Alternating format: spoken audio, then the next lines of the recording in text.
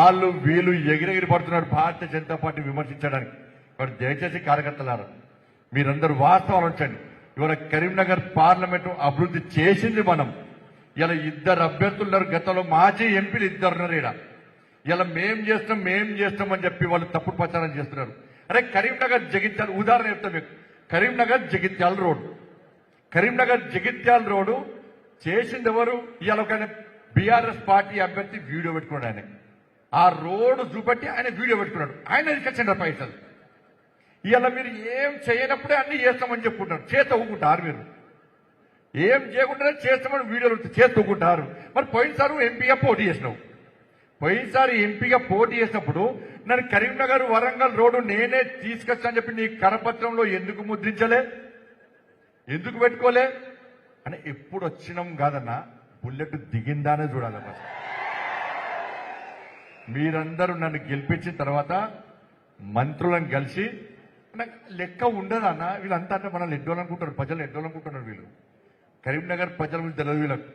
పోయినసారి 1,00,000 ఓట్లతో నేను ఓడగొట్టిన బిడ్డ. ఇంకో ఆయనకు డిపాజిట్ రాలే, ఆయన ఎగిరెగిరి పడుతున్నాయి. డిపాజిట్ రాలే ఆయనకి. నా కరీంనగర్ పోటీ చేస్తే డిపాజిట్ రాలే, నా ఎంపీ పోటీ చేస్తే డిపాజిట్ రాలే. ఓకే ఆయనకు. ఇంకో ఆయన మీద 1,00,000 ఓట్లతో మనం గెలుస్తాం. ఇవాళ మీ అందరు కష్టపడి గెలిపించారు. వాళ్ళ బడ్జెట్ ఎప్పుడు శాంక్షన్ అయింది? మీరందరూ నన్ను ఎంపీ గెలిపించిన తర్వాత నేను పోయి మంత్రిని మాట్లాడిన తర్వాత ఇవాళ బడ్జెట్ శాంక్షన్ అయింది. అవునా కాదా? బడ్జెట్ శాంక్షన్ అయినాక నేను ఎంపీ అయినాకనే టెండర్ ప్రాసెస్ స్టార్ట్ అయింది.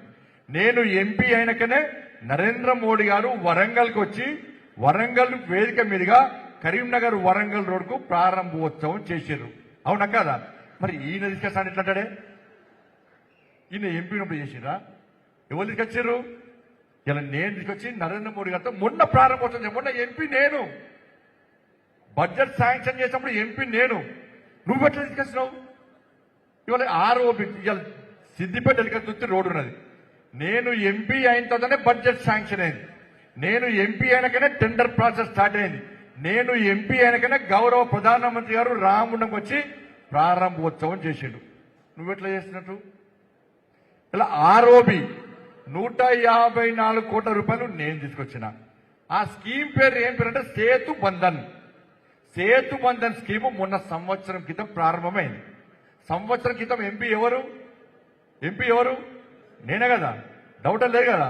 మరి సంవత్సరం క్రితం నేను ఎంపీగా ఉండి సేతు బంధన్ స్కీమ్ సంవత్సరం కింద ప్రారంభమైతే అది కూడా ఆయన తీసుకొచ్చినాడు సంవత్సరం క్రితం. ఇవాళ Karimnagar Jagtial road budget sanction చేసింది నేను, టెండర్ ప్రాసెస్ స్టార్ట్ అయింది. అంటే ఎంత ప్రజలను అమాయకం చేసి వీడియోలు పెట్టి ఆయన్నే చేస్తా అని చెప్పి చెప్పుంటే ఇంత నిస్సిగ్గుగా నిర్లజ్జగా అబద్ధాలను ప్రచారం చేస్తే ఇవాళ ఇన్ని వివరంగా చెప్పినాం మనం. సిఆర్ఎఫ్ పైసలు తెలంగాణ రాష్ట్రానికి ఎన్ని వచ్చినాయో సిఆర్ఎఫ్ నిధులు 50% నిధులు నేను తీసుకొస్తా కరీంనగర్ ప్రాంతానికి. తెలంగాణకు 600-700 కోట్లు వస్తే ఓన్లీ కరీంనగర్ పార్లమెంట్ కు 219 కోట్ల రూపాయలు ఇలా మీరు ఎంపీ గెలిపించాక నేను తీసుకొచ్చిన. గ్రామీణ సడక్ యోజన పైసలు నేను తీసుకొచ్చిన. ఇలా గ్రామాలకు నిధులు నేను తీసుకొచ్చిన. కరీంనగర్ కార్పొరేషన్ స్మార్ట్ సిటీ పైసలను కేసీఆర్ ప్రభుత్వం డైవర్ట్ చేస్తే లేఖలు రాసే వినోద్ రావు గారు మరి కేసీఆర్ కు ఎందుకు లేఖ రాయలేదో స్పష్టం చేయాలి. 196 కోట్ల రూపాయలు కరీంనగర్ స్మార్ట్ సిటీ పైసలు బీఆర్ఎస్ పార్టీ డైవర్ట్ చేస్తే నేను కొట్లాడి లేఖలు రాసి కేసీఆర్ గల్లబట్టి బయటకు గుంజుకొస్తా అంటే 196 కోట్ల రూపాయలు మళ్ళా కరీంనగర్కి ఇచ్చారు. ఈయన తెలివేడవా మరి? ఈయన ఎందుకు మాట్లాడలే? కేసీఆర్ ఎందుకు ప్రశ్నించలే? ఇలా ఈయన ఇలా ఇంకో ఎంపీ ఇప్పుడు మంత్రి ఉన్నాడు. నేను ఆయనకి చెప్పిన, నేను గిన్ని చెప్పిన, ఇలా మీడియా కూడా ఉన్నది. ఈ అభివృద్ధి ఏం చేసినో నేను క్లియర్గా చెప్పిన.